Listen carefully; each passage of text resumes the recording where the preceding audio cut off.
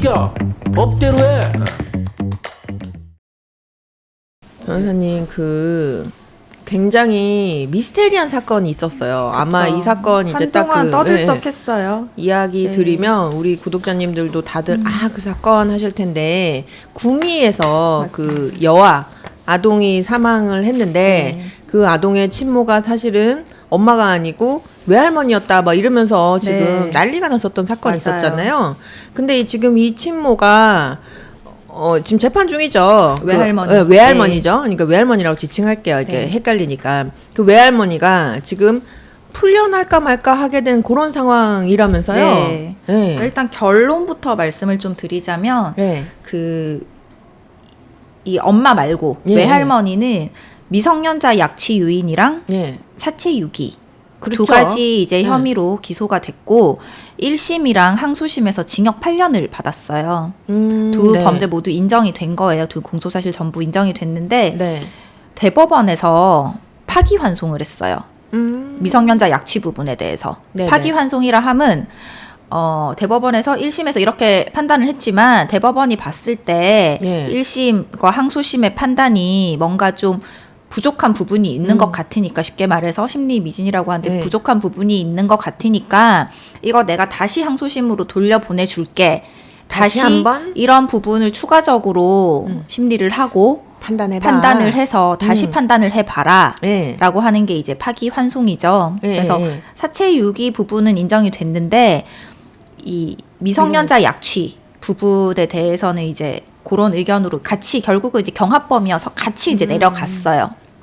같이 한 사건에서 같이 그쵸. 두 범죄가 그 죄목만 하나는 다르고 인정되고 하나는 유죄 인정됐지만 그래도 같이 판단이 된 사건이기 때문에 내려가는 것도 같이 내려간 거죠. 그러니까 요 사건 간단하게 이제 그 개요를 좀 말씀드리자면, 아이가 사망을 했어요. 한 집에서 방치가 돼가지고 결국은 아이가 그 밥도 안 주고 이렇게 해가지고 보호자가 없었죠. 그 집에. 구미죠, 구미. 그래서 아이가 사망을 했어요. 그럼 이 사망한 아이가 누구의 아이냐라고 했을 때 그 법적으로 이제 우리가 그냥 통상적으로 알고 있는 엄마라는 사람이 있을 거 아니겠어요. 근데 이 엄마가 이제 가출해갖고 없었어요. 그리고 이 엄마의 엄마, 그러니까 외할머니라는 사람이 발견을 해가지고 아이를 이제 신고를 했는데 아이가 사망을 한 거죠.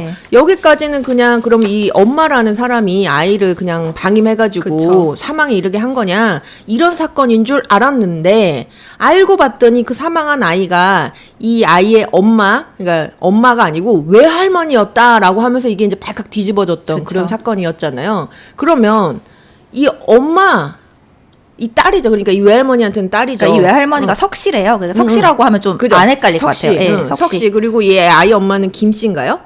네, 김씨였던 것 같아요. 김씨. 그러면 김씨도 애를 낳았고 석씨도 애를 낳았는데 아이는 지금 한 명만 있잖아요. 그리고 이건 석씨의 아이. 그럼 이제 김씨의 아이가 어디 갔냐?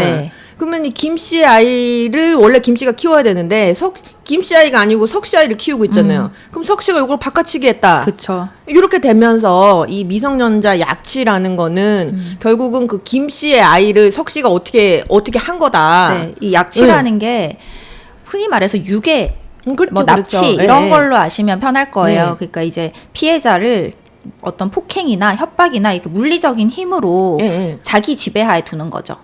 자유를 억압하고 자기 지배하에 두는 걸 이제 약취라고 얘기를 해요.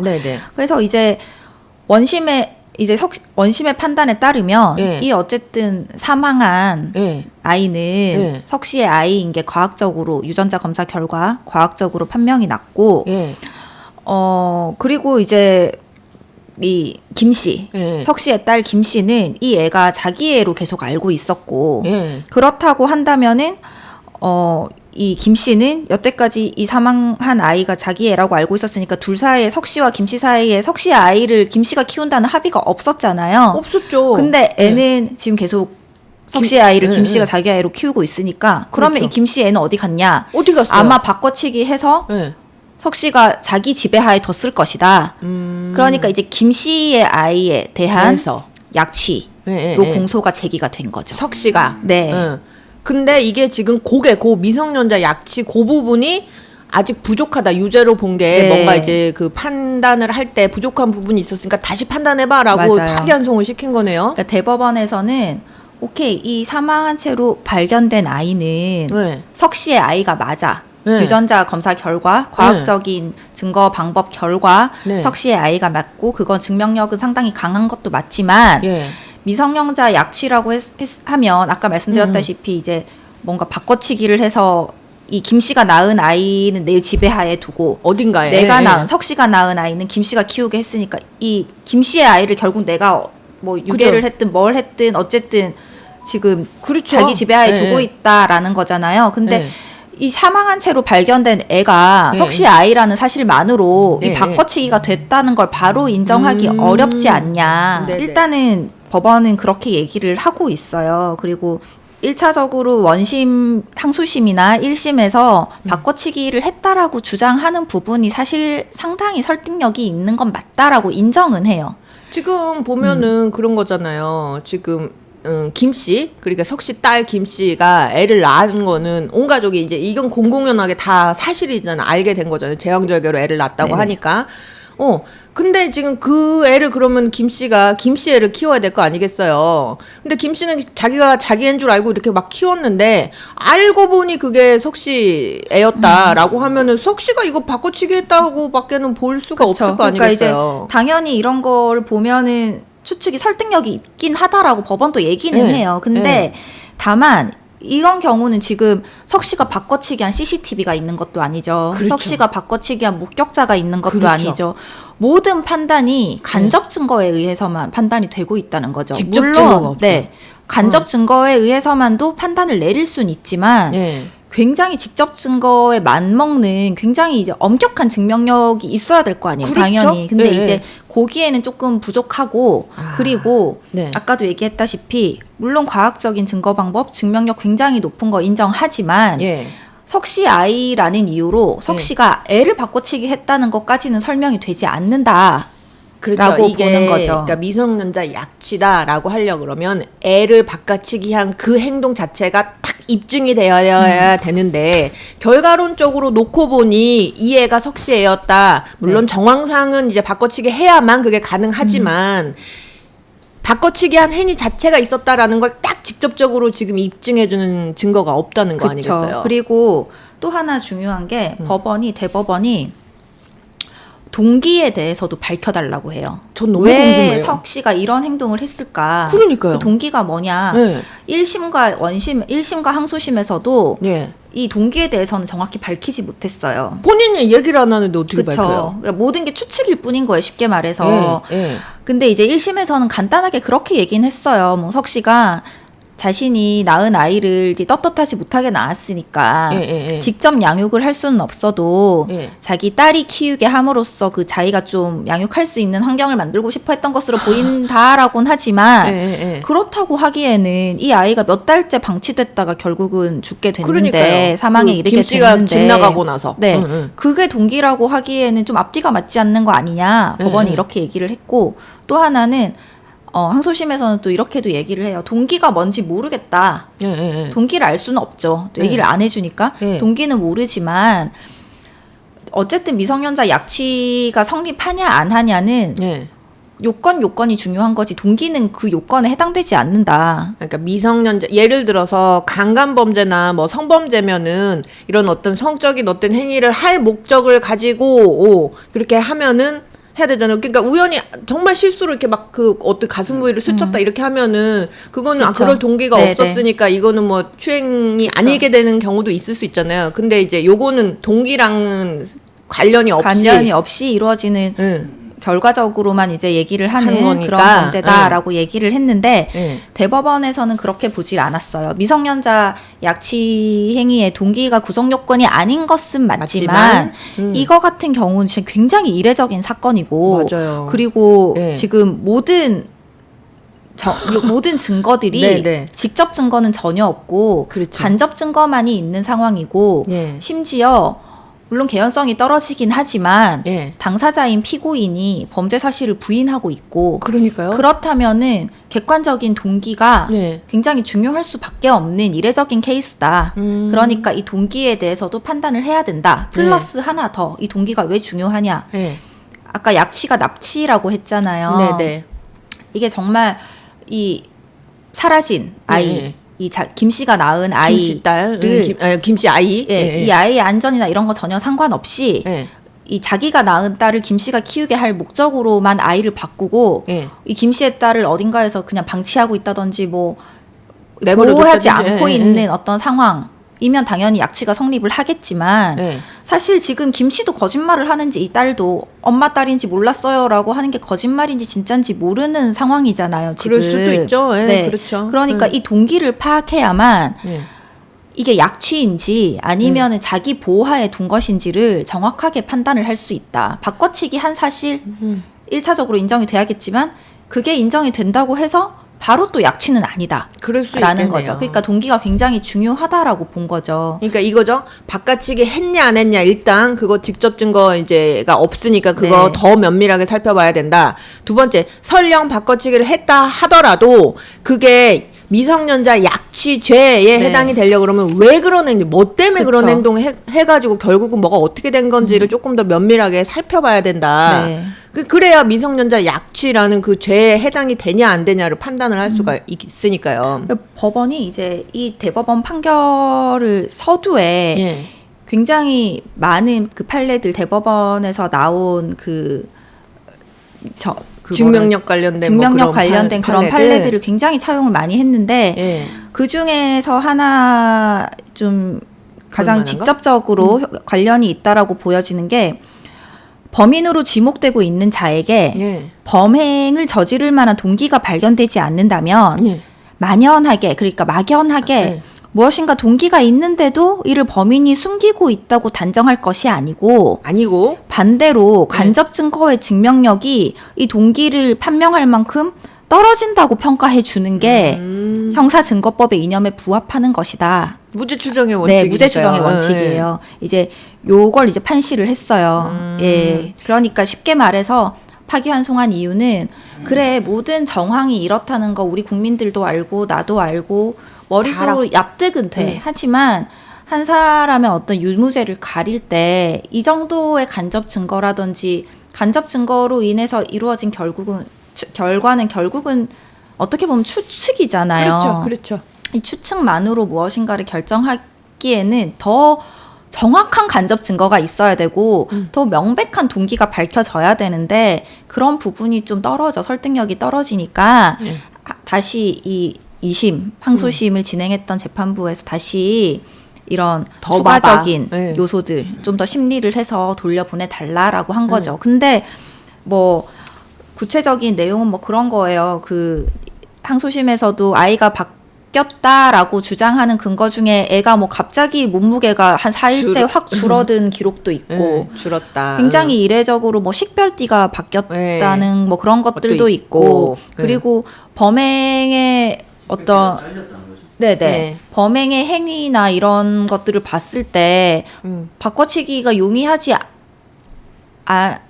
수밖에 없는 뭐 이런 걸 많이 얘기를 했는데 이제 법원에서는 이런 부분들이 좀 부족하다는 거죠. 그러니까 뭐 예를 들어서 그런 거잖아요. 아이가 체중이 만약에 낳아놓고 나면은 조금씩 먹으니까 크니까 이제 올라야 될 거 아니겠어요. 근데 이제 요 아이 같은 경우에는 아이가 체중이 태어날 때 어느 정도 있었는데 이게 떨어졌다는 다시 거예요. 올라가고. 떨어졌다가 조금 이제 올라갔다는 건데 그러니까 이거 막 태어난 애가 이렇게 갑자기 그쵸. 체중이 줄어드는 건 이제 바꿔진 거 아니냐라고 하는데 또 예를 들어서 대법원에서는 그런 경우가 아예 없냐? 그러니까 그럼 똑같은 아이일 때 실제로 그랬대요. 그 처음에 아기가 태어나면 뭐 체내로 수분이 이제 빠져나가고 뭐 하는 과정에서 한 태어난 지 한 3, 4일 정도의 최저 몸무게를 잠시 찍고 다시 올라가는 경우도 꽤 있다고 해요. 그러니까 이 간접 증거에 이게 네. 한계인 거예요. 맞아요. 아니면 또 뭐 예를 들어 가지고 아니면 또 뭐 그런 거 하나 있을 수 있잖아요. 그 식별띠가 이제 물론 통상적으로 애들이 다 똑같이 생겼기 때문에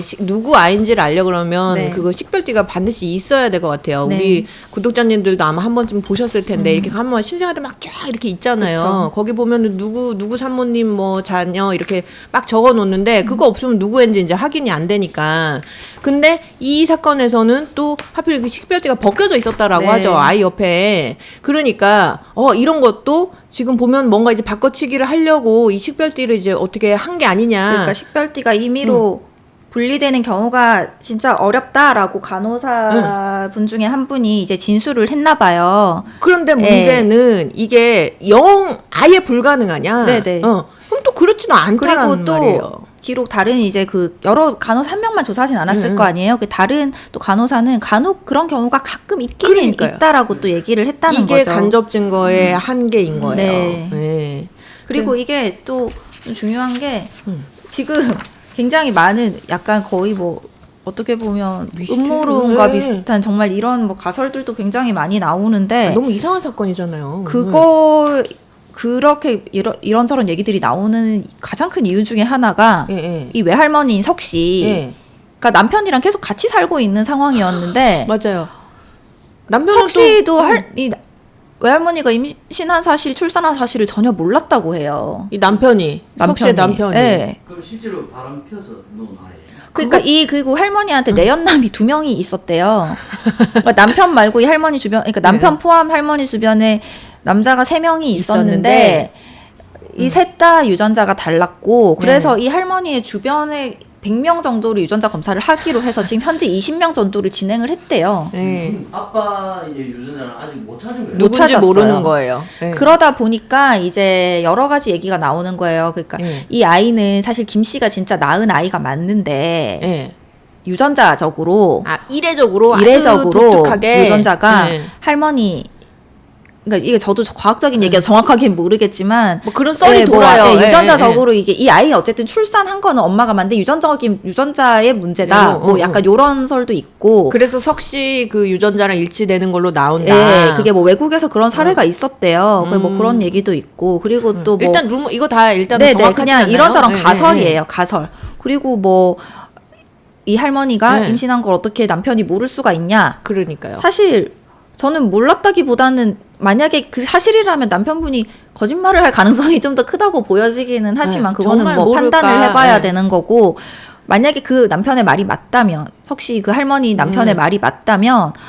그런 말도 있어요. 뭐 임신 거부증이라고 해가지고 너무 심리적으로 이게 거부한 그런 게 있으면 임신을 해도 뭐 배가 나오지 않고 그 임산부가 흔히 갖는 체형의 변화를 겪지 않는 경우가 또 굉장히 이례적으로 있는 경우가 있대요. 그래서 뭐 그런 것도 있고 또 일각에서는 김 씨는 김 씨가 계속 키워왔던 아이는 김 씨의 아이가 맞는데 석 씨가 자기가 따로 키웠던 자신의 딸이 사망을 하니까 사체를 김 씨의 딸인 것처럼 위장했다라는 말도 있어요. 그럼 김 씨가 그걸 몰라야 되잖아요. 그러니까 아이는 놓고 간 거고. 아예 김씨 나가버렸으니까. 나간 건 맞는 거고. 나가버렸으니까 그걸 이제 뭐 어떻게 해가지고 자기 사망한 애만 자기 애로 이제 끌어다가 이제 그렇게 했다. 김 씨 애가 어디 갔나요? 그러니까요. 이제 문제는 김 씨 애가 어디 갔냐가 그러니까 어쨌든 미스터리인데. 할머니가 아이를 낳긴 했으면 김 씨의 아이는 사라진 거는 맞는 거죠. 그러니까 그렇죠. 지금 이제 팩트만 놓고 보자면 김 씨가 출산했고 석 씨가 출산했어요. 이건 팩트 맞죠? 일단 사실적으로 확인이 되는 것. 그리고 남아있는 아이는 그러니까 행방이 확인되는 아이는 한 명이에요. 석 씨의 아이. 그리고 그 아이가 사망을 했어요. 그쵸. 그러면 이 팩트에서 추론할 수 있는 건 김 씨의 아이가 없어졌다는 거예요. 지금 없어진 건 사실이잖아요. 이제 여기까지예요. 더 이상 뭔가를 왜 그런 일이 생겼느냐를 엮을 수가 없는 거예요. 그렇기 때문에 지금 이 석 씨가 모든 정황상 바꿔치기 한 것 같기도 하고 김 씨가 낳은 아이가 사라진 것도 맞는데 팩트는 여기까지밖에 설명을 할 수가 없으니까 그렇죠. 지금 풀려날 수도 있다. 위기에 위기 아닌 위기라면 위기인데 그렇게 된 거죠. 어쨌든 어쨌든 어른들의 잘못으로 한 무고한 생명이 죽음을 맞이한 것은 뭐 정말 네, 뭐 사실이니까요. 이 외에 다른 피해가 없기를 그 김씨 그러니까, 아이를 어디선가 누군가가 그래도 좀 잘 돌봐주고 있기를 뭐 바랄 뿐이죠. 그러니까요. 지금 김씨 아이에 대한 수사는 안 하는 할 수가 없대요. 뭐 그 어떻게 시점에 해요? 뭐 그 버려진 아이들이 한두 명인 것도 아니고 그 아이들 모두를 상대로 다 뭐 유전자 검사를 할 할 수 수도 있는 없고. 것도 아니고 그리고 중요한 거는 석 씨가 현재까지는 석 씨가 아이를 낳았다는 사실을 석 씨 말고 아무도 몰라요.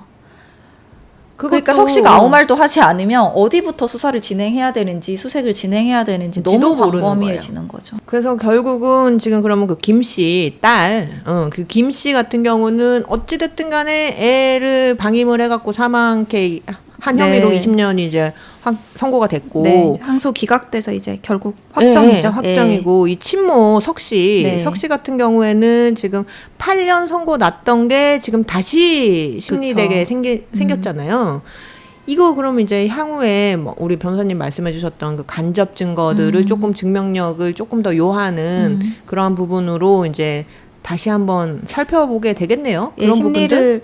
이제 진행을 할 텐데 또 예. 항소심에서 이제 거의 마지막 공판인 것 같아요. 그 진행할 텐데 이 대법원에서 요구하는 어떤 동기라든지 조금 더 구체적인 예. 간접 증거라도 조금 더 구체적인 정황들이 나오지 않으면 예. 이 미성년자 약취 부분에 있어서는 무죄가 선고될 확률도 있다는 그래요. 거죠. 예. 와, 그러면 이게 사건이 오리무중으로 그냥 그쵸. 빠지고 예. 미스터리로 그냥 남게 되겠네요. 그리고 그 김 씨가 예. 이 사망한 아동의 이부 언니예요. 결국은 그렇죠. 이 예, 이 언니가 낳은 예. 진짜 이 사람이 낳은 아이는 또 어디에 있는 것인지 그러니까요. 예, 무사하길 바랍니다. 예, 그 아이가 지금 확인은 안 되지만 네. 좀 무사하길 바라겠고 이 지금 석씨 같은 경우는 지금 구속 상태잖아요. 네. 그런데 만약에 이제 선고 좀 미뤄지면 또 석방될 가능성도 그렇죠. 있다면서요. 이제 다 형기를 구속 기간 네, 막 만료해서, 만료되고. 예, 그래서 향후 이제 이 재판부에서 사실은 재판부도 어려울 것 같아요. 굉장히 어려울 것 같아요. 검찰 측에서도 입증을 하는 게 굉장히 거기다가 어려울 것 같고. 심정적으로는 그러니까 심증은 있는 상태인 거죠. 그렇죠. 예. 예. 근데 어떤 무죄라고 예. 판결을 난다면 낸다면 그 참 부담이긴 하죠. 그럴 예. 것 같아요. 그러면 오늘은 여기까지 살펴보도록 할까요? 네. 네, 감사합니다. 감사합니다.